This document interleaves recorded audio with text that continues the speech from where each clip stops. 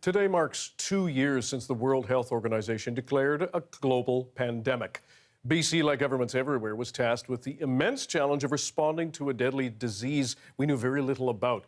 We know a lot more now, but since then, nearly 3,000 people have died in this province. Dozens more have died each week this month. Thousands more have fallen ill.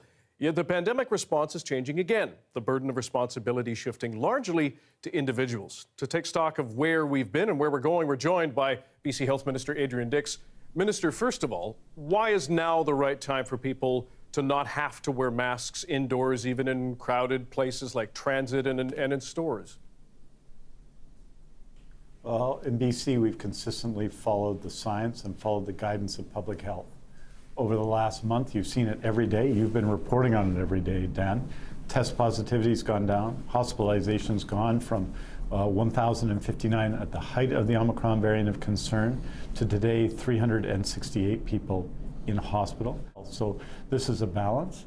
And in that balance, Dr. Henry and public health determined this was the time to recommend to people that we end it being the law to wear masks. Doesn't mean people will stop wearing masks, but it's not the law to wear masks in indoor public spaces anymore.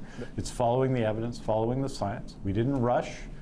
Dr. Henry and her team took her time, and they took these measures yesterday. Now, I'd like you to listen to a Vancouver woman, Kayanta Martins. She's immunocompromised. She's very worried the onus is on her now to ensure her and her family's safety. Take a listen. I have COPD and my kids have lung issues, and we want to be able to assess our risk at a time when the government unfortunately is removing protections. How do you respond to her concerns, Minister? We've had more adherence to public health measures than anywhere else. And that's the reason why BC, and you see it on your website every day, Dan, BC has had a lower rate of serious outcomes than most other equivalent jurisdictions in North America, the lowest of any jurisdiction of 5 million or more people in it. It's because of what the people of BC have done and our healthcare workers have done. So the measures have changed throughout the pandemic based on the circumstances.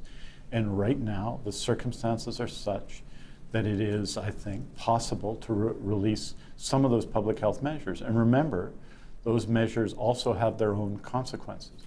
I have a chronic disease. I have type 1 diabetes. And that means in my daily life, as with her, in the case of COPD, everyone is making adjustments all the time. There are protections in place, and I think people are incredibly supportive of one another.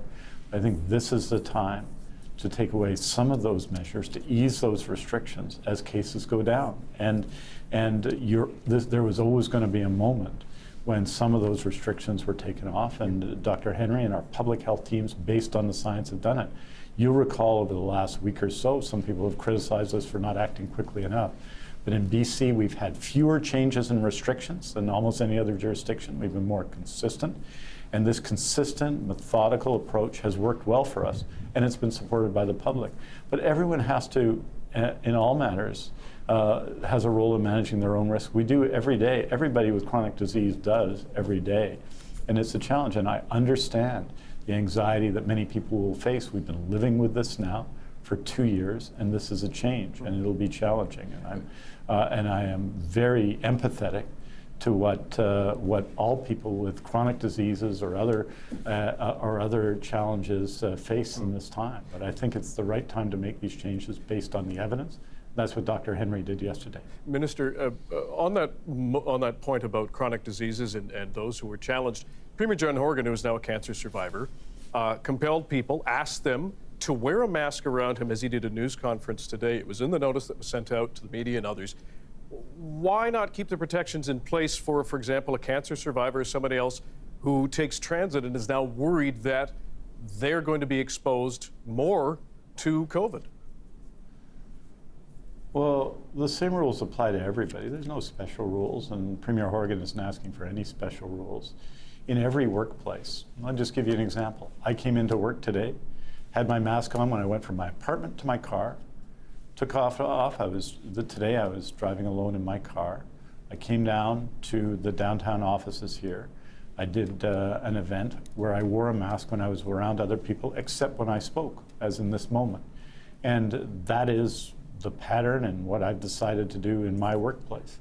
And I encourage people in all businesses, there's still in every business in BC a requirement, a public health order to have a COVID safety plan. That will continue to be in place until at least April the 9th. So in every workplace, that's the same.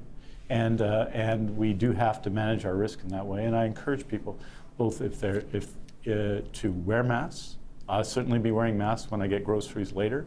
And that there's no special rules for me or Premier Horgan or anyone else. Lastly, Minister, appreciate your time. 2 years in, there is a certain amount of perspective that I'm sure you and Dr. Henry and other officials share. Are there things that stood out to you that you would have changed in BC's response, knowing what you know now? I think we've consistently, got better in our response. I'll give you an important example. It's about surgeries. In March of 2020, I was involved in a decision. It was one of the hardest decisions I've ever made, which was to delay non-urgent scheduled surgeries, all medically necessary surgeries. And we delayed a very significant number of them because we were looking at what was going on in Italy and to an extent in Hubei province in China, and we were making decisions based on the unknown. Since then, we have delayed surgeries at different points in the pandemic, but we've delayed significantly less surgeries, so there's less catch-up. We've made changes in the system to approach that. So that's an example of learning. So we put in a plan in September 2020, which has guided our acute care approach since then, based on the evidence. And one of the things I admire most about our public health leaders in BC, Dr. Henry, Dr. Gustafson, our Deputy Minister Steve Brown, is that they're always learning. There is not international reports that Dr. Henry doesn't read. She's always engaged in them. So we learn, and I think our response has consistently got better. And the other thing is, it's demonstrated the willingness of people in BC to sacrifice for one another in difficult times. There's lots of talk about division these days, Dan. 94% of adults are vaccinated, 6% are not.